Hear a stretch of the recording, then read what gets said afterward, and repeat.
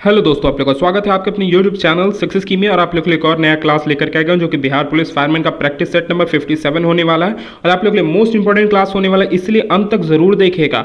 और आपको इसमें साइंस के कुछ मोस्ट इंपॉर्टेंट क्वेश्चन देखने को मिलेंगे और मोस्ट इंपॉर्टेंट फुल फॉर्म्स भी देखने को मिलेंगे, तो अंत तक जरूर देखिएगा। तो चलिए चलते हैं अपने पहले प्रश्न की ओर, जो कि आप लोग के सामने ये रहा। निम्नलिखित में से कौन एक स्केलर क्वांटिटी नहीं है? आप लोग को बताना है स्केलर क्वांटिटी इसमें से कौन नहीं है। आप लोग के सामने ऑप्शंस हो जाते हैं वॉल्यूम, टेम्परेचर, टॉर्क और टाइम। बताइए इसका सही उत्तर क्या हो जाएगा।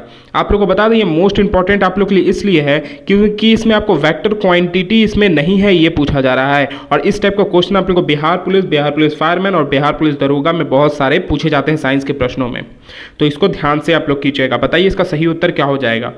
तो आपको बता दें इसका पहले आप लोग को जानना जरूरी हो जाता है वेक्टर क्वांटिटी हमारा कौन कौन सा है। वेक्टर क्वांटिटी हमारा हो जाता है कौन सा? पहला हो जाता है फोर्स, जिसे हम लोग बल कहते हैं। डिस्प्लेसमेंट हो जाता है, मोमेंटम हो जाता है, इंपल्स हो जाता है और एक्सेलरेशन हो जाता है, जो कि हमारा वेक्टर क्वांटिटी हो जाता है। और स्केलर क्वांटिटी भी हम लोग को जानना जरूरी हो जाता है। तो स्केलर क्वांटिटी हमारा कौन कौन सा हो जाता है? तो हमारा कौन सा हो जाता है स्केलर क्वांटिटी? पहला हमारा हो जाएगा कौन सा? पहला हो जाएगा वॉल्यूम, उसके बाद हमारा आ जाएगा टेम्परेचर, उसके बाद आ जाएगा हमारा क्या? टाइम, उसके बाद हमारा आ जाएगा क्या? वर्क हो जाएगा, उसके बाद हमारा एनर्जी हो जाएगा। ये भी आप लोग को ध्यान में रखना है। अब बताइए कौन सा हमारा इसमें से स्केलर क्वांटिटी नहीं है। तो आपको बता दें इसका सही उत्तर हो जाएगा आपका ऑप्शन सी। टॉर्क जो है हमारा स्केलर क्वांटिटी नहीं है, वो वेक्टर क्वांटिटी है। कैसे? उसको भी मैं आपको प्रूफ करके दिखाऊंगा। ये आप लोग का क्या, आप लोग को मैंने बताया कि हमारा जो वेक्टर क्वांटिटी होता है, फोर्स और डिस्प्लेसमेंट दोनों है वेक्टर क्वांटिटी। तो एक फॉर्मूला होता है फोर्स इंटू डिस्प्लेसमेंट, जिससे हम लोग टॉर्क को फाइंड करते हैं। इसी के माध्यम से जैसे देखिए ये torque is equals to force into distance हो जाता है ना, डिस्प्लेसमेंट। ये हमारा फॉर्मूला हो जाता है टॉर्क का फॉर्मूला, और टॉर्क निकालने का होता है फोर्स इंटू डिस्प्लेसमेंट। इसको भी याद रखिएगा, ये फॉर्मूलाज भी पूछा जा सकता है। तो चलिए आप लोग को क्लियर होगा ये क्वेश्चन। तो चलते हैं अपने प्रश्न संख्या दूसरे की ओर। धातुओं का कौन सा गुण मेटेलिक फॉयल को उत्पादकों में सक्षम बनाता है? इसमें मेटेलिक फॉयल को जो होता है हमारे धातु में कौन सा गुण होता है, ये पूछा जा रहा है। बताइए आप लोग के सामने ऑप्शन ए हो जाता है क्या? मैलेबिलिटी, और दूसरा हो जाता है डक्टिलिटी, सी हो जाता है सोनोरिटी हो जाता है, और हमारा आखिरी हो जाता है कंडक्टिविटी। बताइए इसका सही उत्तर क्या हो जाएगा। तो आप लोग को पहले ही बता दें कि इसका सही उत्तर क्या हो जाएगा। इसका सही उत्तर हो जाएगा आपका ऑप्शन ए। मैलेबिलिटी जिस भी मेटल में होगा उससे हम लोग उसको सीट बना सकते हैं, फॉयल में उसको कन्वर्ट कर सकते हैं। जैसे हम लोग जैसे यूज़ करते हैं एल्युमिनियम फॉयल, सिल्वर फॉयल, ये सब यूज़ करते हैं ना खाने में रैपिंग करने के लिए, चाहे मिठाइयों के ऊपर लगाने के लिए, वो सब मैलेबिलिटी का यूज़ करके उसको बनाया जाता है, फॉयल में उसको कन्वर्ट किया जाता है। और आपको बता दें हमारा मैलेबिलिटी और डक्टिलिटी किस एलिमेंट का प्रॉपर्टी है, ये भी आपको बताना है। तो ये हमारा हो जाएगा गोल्ड का प्रॉपर्टी है, ये दोनों गोल्ड का प्रॉपर्टी है। क्यों है ये दोनों गोल्ड का प्रॉपर्टी? इसलिए है क्योंकि इसमें दोनों चीज़ आप भी बना सकते हो, जिससे आप लोग गोल्ड की सीट भी बना सकते हो और साथ में आप लोग उसकी वायर, पतली सी धागे टाइप में भी आप लोग उसको बना सकते हो। तो मैं बता रहा था जो कि गोल्ड में जो होता है इन दोनों तरह के प्रॉपर्टीज़ होती हैं, तो इसको आप लोग ध्यान में रखिएगा। और आपको बता दें सोनोरिटी जो होता है ये किसकी प्रॉपर्टी है? सोनोरिटी किसकी प्रॉपर्टी हो जाती है? तो ये हो जाता है साउंड की प्रॉपर्टी हो जाती है। किसी भी टकराव को वो क्या बोलते हैं, वाइब्रेशन में कन्वर्ट करता है, उसी को सोनरस बोलते हैं। और आप लोग को पता होगा कंडक्टिविटी किसकी हो जाएगी? इलेक्ट्रिसिटी की हो जाती है कंडक्टिविटी। ये भी याद रखिएगा क्योंकि पूछा जा सकता है। तो चलिए चलते हैं अपने प्रश्न संख्या तीसरे की ओर, जो कि आप लोग के स्क्रीन के सामने ये रहा। माइटोकॉन्ड्रिया को कोशिका के पावर हाउस के रूप में जाना जाता है, क्यों? आपसे पूछा जाता है माइटोकॉन्ड्रिया को कोशिका का पावर हाउस, जो कि पावर हाउस हम बोलते हैं, उसके रूप में क्यों माइटोकॉन्ड्रिया को ही जाना जाता है, ये आपसे पूछा जा रहा है। आप लोगों के सामने ऑप्शंस हो जाते हैं they produce protein, they emit light, और आपका हो जाता है ऑप्शन सी दे ओन डीएनए, और दे प्रोड्यूस एटीपी। बताइए इसका सही उत्तर क्या हो जाएगा। तो आपको बताना है, तो बताइए। पहले तो आपको बता दें डीएनए का आप लोगों को पहले फुल फॉर्म आपको बताना होगा और एटीपी का फुल फॉर्म बताना होगा। इन दोनों का आप लोगों को ज़रूर पहले फुल फॉर्म बता दीजिए, क्या इसका फुल फॉर्म हो जाएगा। तो आपको पहले आप लोगों को बता दें इसका सही उत्तर हो जाएगा आपका क्या? इसका सही उत्तर हो जाएगा आपका ऑप्शन डी। इसका सही उत्तर हो जाएगा दे प्रोड्यूस एटीपी, जिसको हम लोग एटीपी को हम लोग क्या बोलते हैं? एटीपी को हम लोग बोलते हैं इसको पावर हाउस बोलते हैं एटीपी को। और आपको बता दें इसका फुल फॉर्म हो जाता है एड्रेनोसाइन ट्राइफॉस्फेट, इसका फुल फॉर्म हो जाता है एड्रेनोसाइन ट्राइफॉस्फेट, इसका फुल फॉर्म हो जाता है, इसको ध्यान में रखिएगा। और आपको बता दें हमारा डीएनए का क्या हो जाएगा फुल फॉर्म, डीएनए का हो जाता है deoxy ribonucleic acid, deoxy ribonucleic acid इसका फुल फॉर्म हो जाता है हमारा डीएनए का, इसको भी याद रखिएगा। तो इसका सही उत्तर आपका ऑप्शन डी हो जाएगा, द प्रोड्यूस एटीपी इसका सही उत्तर हो जाएगा। तो चलिए चलते हैं अपने प्रश्न संख्या चौथे की ओर, जो कि आप लोग के स्क्रीन के ऊपर ये रहा। निम्नलिखित में से किस इकाई का उपयोग हम लोग ल्यूमिनस इंटेंसिटी को मेजर करने में उपयोग करते हैं? इसमें आप लोग से सिंपली पूछा जा रहा है ल्यूमिनस इंटेंसिटी को मेजर करने के लिए हम लोग इसमें से किस चीज़ का यूज़ करते हैं, ये बताइए कि इसका सही उत्तर क्या हो जाएगा। आप लोग का पहला ऑप्शन हो जाता है कैंडेला, दूसरा हो जाता है मूल, और तीसरा हो जाता है केल्विन, और चौथा हो जाता है एम्पियर। बताइए, और आप लोग बताइए इसका सही उत्तर क्या हो जाएगा। तो पहले आप लोग को बता दें एम्पियर किस चीज़ को मेजर करता है? एम्पियर हमारा करंट को मेजर करता है, इसको ध्यान में रखिएगा। एम्पियर करंट को मेजर करता है। केल्विन हमारा टेम्परेचर मेजर करता है। और हमारा मोल किसको मेजर करता है? पार्टिकल को मेजर करता है। तो इसका सही उत्तर हो जाएगा आपका ऑप्शन ए कैंडेला, इसका सही उत्तर हो जाएगा जो ल्यूमिनस इंटेंसिटी को मेजर करता है। इस क्लियर होगा सबको? तो चलिए चलते हैं अपने प्रश्न संख्या 5वें की ओर, जो कि आप लोग के सामने ये रहा। इसको ध्यान से देखिएगा, प्रश्न संख्या 5 को, जो कि मोस्ट इंपॉर्टेंट हो जाता है। यह इस टाइप का क्वेश्चन आप लोग को जरूर से 100% देखने को मिलेंगे। मानव आंख के निम्नलिखित दोषों में से किस में रेटिना के पीछे इमेज बनता है?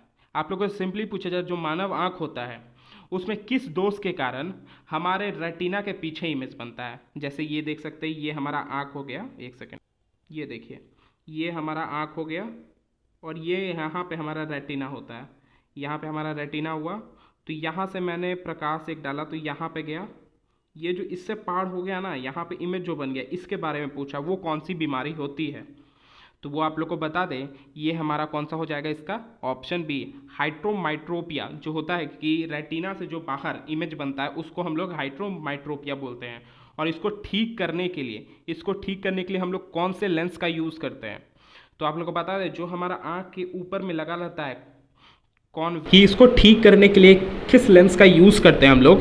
तो आपको बता दें जो हमारे आँख के ऊपर होता है कॉन्वेक्स लेंस होता है, उसी का हम लोग प्रयोग करते हैं। आगे में इसको हमारे लोग सन ग्लासेस या कोई भी ग्लास में लगा करके पहनने में यूज़ करते हैं, जिससे हमारा ये प्रॉब्लम ठीक हो जाता है। और आपको बता दें कि जो माइट्रोपिया होता है, माइट्रोपिया किसी को हो जाए तो उसके लिए क्या होना चाहिए? माइट्रोपिया के लिए आप लोग को बता दें, माइट्रोपिया के लिए ये होता है, ये देखिए, ये हमारा आँख हो जाएगा और ये हमारा यहाँ पर रेटिना होता है। रेटिना हुआ तो वो प्रकाश जो है, कोई भी प्रकाश हमारा लेंस के थ्रू, आँख के लेंस के थ्रू पार होगा तो वो सिर्फ रेटिना के आगे इमेज बन जाएगा, रेटिना के ऊपर नहीं बनेगा। तो उस केस में वो हो जाता है माइट्रोपिया उस केस में आप लोग का सही उत्तर होगा। और इसको ठीक करने के लिए हम लोग किस लेंस का यूज़ करते हैं तो वो भी आप लोग को जानना जरूरी है। यहाँ पे तो हमारा क्या हो गया, कॉन्वेक्स लेंस हो गया, और इसको हम लोग ठीक करने के लिए कॉनकेव लेंस यूज़ करते हैं। कॉनकेव लेंस हम इसको यूज़ करेंगे। समझ में आपको आ रहा होगा, ये आप लोगों को क्लियर होगा। तो चलिए चलते हैं अपने प्रश्न संख्या 6 की ओर, जो कि आप लोग के सामने ये रहा।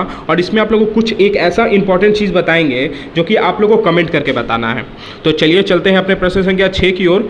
प्रोटीन बनाने के लिए कितने एमिनो एसिड की आवश्यकता होती है? प्रोटीन बनाने के लिए कितने एमिनो एसिड की आवश्यकता होती है, ये बताना है आपको। एमिनो एसिड के बारे में इसमें पूछा जा रहा है, कितने एमिनो एसिड लगेंगे हमको प्रोटीन बनाने में।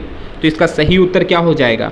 12, 16, 20, 24, बताइए। तो इसका सही उत्तर हो जाएगा आपका ऑप्शन सी, 20 एमिनो एसिड चाहिए प्रोटीन बनाने के लिए हमारे बॉडी में।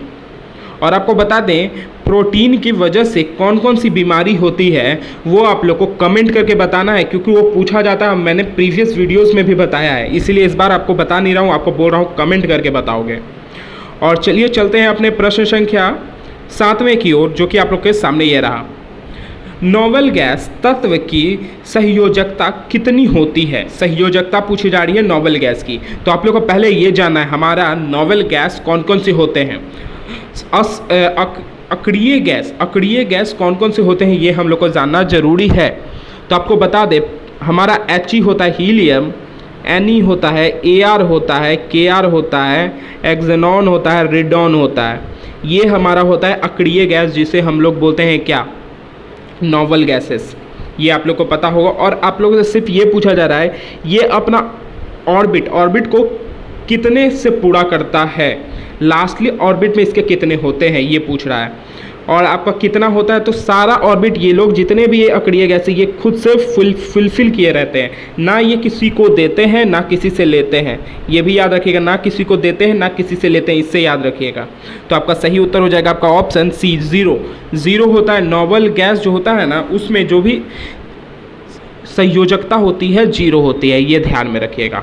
और आपको बता दें हीलियम जो होता है उसको हम लोग किस चीज़ में प्रयोग करते हैं, तो आपको बता दें उसको समुद्र में जो गोताखोर होता है उसको अपने साथ ले जाता है समुद्र के अंदर।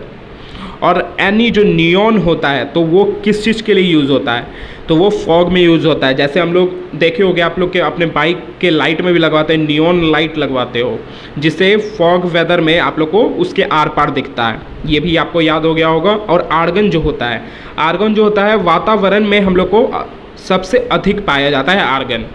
और एक्सेनॉन जो होता है वो एक्सेनॉन जो होता है उसको हम लोग स्ट्रेंजर गैस के नाम से भी जानते हैं।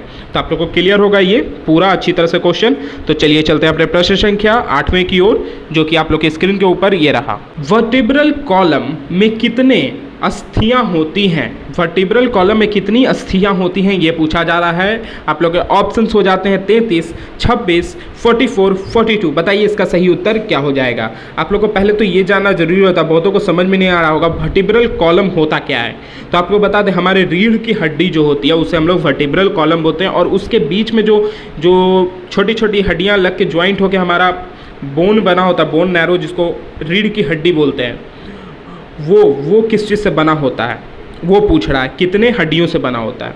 तो आपको बता दें इसका सही उत्तर हो जाएगा आपका ऑप्शन ए, 33 हड्डियों का वो ज्वाइंट होता है, वर्टिब्रल कॉलम होता है 33 का। ये आप लोग का सही उत्तर हो जाएगा। और कुछ आप लोग की एज जब बढ़ते जाएगी, 26 से पार होता है तो वो डिक्रीज़ होता है, लगभग आपके 26 के तक पहुंच जाता है। वो 33 से 26 तक आप लोग को पहुंच जाता है 25-26 के बाद। ये आप लोग सिकुड़ते जाता है। आप लोग को समझ में आ रहा होगा सिंपल वर्ड में। तो चलिए चलते हैं अपने प्रश्न संख्या 9वें की ओर, जो कि आप लोग की स्क्रीन के ऊपर ये रहा की ओर। अंगूर में कौन सा अम्ल होता है, सिंपली ये पूछा जा रहा है। बताइए, आप लोग की स्क्रीन के ऊपर ऑप्शंस हैं, बताइए क्या हो जाएगा। तो इसका सही उत्तर हो जाएगा क्या, इसका सही उत्तर हो जाएगा आपका ऑप्शन बी, टार्ट्रिक एसिड अंगूर में पाया जाता है। और आपको बता दें सिट्रिक एसिड किस चीज़ में पाया जाता है, सिट्रिक एसिड हमें खट्टे चीज़ों में देखने को मिलेगी, इमली में देखने को मिलेगी, ये याद रखिएगा। और आपको दही में कौन सा देखने को मिलेगा, दही में कौन सा एसिड देखने को मिलेगा ये बताइए। तो आपको बता दें ब्यूट्रिक एसिड जो होता है हमारा वो हम लोग को दही में देखने को मिलेगा, ब्यूट्रिक एसिड। और ये सब खट्टे चीज़ों में और इमली में ये हम लोग को देखने को मिलेगा। आप लोगों को क्लियर होगा। और आपको बता दें अंगूर सबसे ज़्यादा किस सिटी में पाया जाता है, नासिक में पाया जाता है हमारा अंगूर सबसे ज़्यादा अधिक। और उसको हम लोग वाइन सिटी ऑफ इंडिया के नाम से भी जानते हैं, वाइन सिटी ऑफ इंडिया के नाम से भी जानते हैं नासिक को, ये भी याद रखिएगा। तो चलिए अब चलते हैं कुछ फुल फॉर्म के प्रश्नों के ऊपर, जो कि आप लोग के स्क्रीन के ऊपर ये रहे। फुल फॉर्म ऑफ नबार्ड का आप लोग को फुल फॉर्म बताना है क्या होता है। तो आपको बता दें नबार्ड का फुल फॉर्म हो जाएगा हमारा क्या, national bank of agriculture and rural development. इसका सही उत्तर हो जाएगा आपका option B, national bank for agriculture and rural development. तो आप लोग बताइए इसकी स्थापना कब हुई थी। तो इसकी स्थापना हुई थी 12 जुलाई 1982 में इसकी स्थापना हुई थी। और इसका हेडक्वार्टर कहाँ हो जाता है, तो ये हो जाता है हमारा मुंबई में इसका हेडक्वार्टर हो जाता है। तो इसको भी ध्यान में रखिएगा, पूछा जा सकता है आप लोग से। नबार्ड अभी वैसे भी चर्चित में बहुत रह रहा है। तो चलिए चलते हैं अपने प्रश्न संख्या 11वें की ओर, जो कि आप लोग के स्क्रीन के ऊपर ये रहा। फुल फॉर्म ऑफ आरबीआई का आप लोग को फुल फॉर्म बताना है क्या हो जाता है। तो आप लोग के सामने ऑप्शन से बताइए, rural bank of India, reserve bank of India, registered of bank of India, rural bank of insurance. बताइए। तो इसका सही उत्तर हो जाएगा आपका option B, reserve bank of India होता है आरबीआई का फुल फॉर्म। आरबीआई का फुल फॉर्म होता है रिजर्व बैंक ऑफ इंडिया। और ये हमारा भारत के सभी बैंकों को संचालित करता है आरबीआई। तो आप लोग को कमेंट करके बताना है आरबीआई के गवर्नर कौन है, आरबीआई के गवर्नर।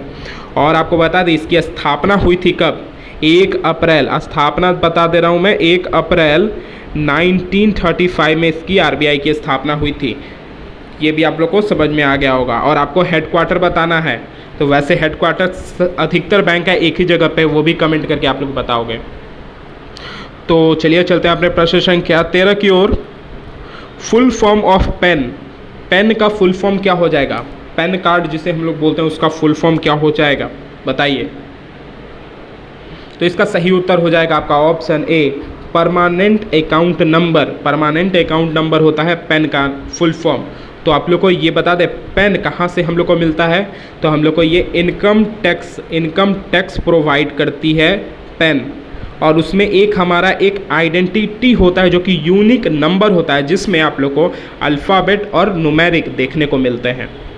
आप लोग नहीं भी देखे होंगे पेन कार्ड तो अपने पेरेंट्स से मांग कर देख सकते हो, नहीं तो अभी तक अधिकतर के पास होगा ही पेन कार्ड। तो चलिए चलते हैं अपने प्रश्न संख्या 14 की ओर, जो कि आप लोग के स्क्रीन के ऊपर ये रहा। फुल फॉर्म ऑफ सीएनजी पूछा जा रहा है, सीएनजी, बताइए इसका सही उत्तर क्या हो जाएगा। और एलपीजी का भी फुल फॉर्म आप लोग बताइएगा। तो आप लोग को बता दें सीएनजी का फुल फॉर्म हो जाएगा आप लोग का option A, compressed natural gas, इसका सही उत्तर हो जाएगा कंप्रेस्ड नेचुरल गैस, जिसमें हम लोग हाई प्रेशर में मिथाइल को कंप्रेस करते हैं और किसी चीज़ में स्टोर कर लेते हैं, उसी को हम लोग सीएनजी बोलते हैं। मीथेन को हम लोग जब कंप्रेस करते हैं तो हमें सीएनजी मिलता है, ये याद रखिए, सिंपली वर्ड में ये याद रखिए। तो चलिए चलते हैं अपने प्रश्न संख्या 15 की ओर, जो कि आप लोग के स्क्रीन के ऊपर ये रहा। रेडियो संचालन में जिस एफएम का हम प्रयोग करते हैं उस एफएम का पूरा नाम क्या होता है। सिंपली आप लोग से पूछा जा रहा है, एफएम का फुल फॉर्म आप लोगों से पूछा जा रहा है, बताइए क्या सही उत्तर हो जाएगा। Frequent modulation, frequency modulation, frame method, fan modulation, बताइए इसका सही उत्तर क्या हो जाएगा। तो आप लोग को सिंपली आप लोग को पता भी चल रहा होगा, इसका सही उत्तर हो जाएगा क्या, आपका ऑप्शन बी। ऑप्शन बी इसका सही उत्तर हो जाएगा क्या, फ्रीक्वेंसी मॉड्यूलेशन इसका सही उत्तर हो जाएगा। एफएम का फ्रीक्वेंसी मॉड्यूलेशन सही उत्तर हो जाएगा। आप लोग को सिंपली कमेंट करके दो फुल फॉर्म आप लोग को बताना है। इसरो का एक फुल फॉर्म बताना है, इसरो का फुल फॉर्म बताना है, और जीएसएलवी का फुल फॉर्म बताना है। इन दोनों का आप लोग को फुल फॉर्म बताना है, ये आप लोग का होमवर्क है। इसको कमेंट करके ज़रूर बताइए आप लोग पूरा वीडियो देख रहे हो या नहीं, वो भी पता चल जाएगा। और आप लोग के लिए मोस्ट इम्पॉर्टेंट क्लास था, तो ये क्लास यहीं तक था। धन्यवाद अंत तक देखने के लिए। चलिए अब नेक्स्ट क्लास में मिलेंगे।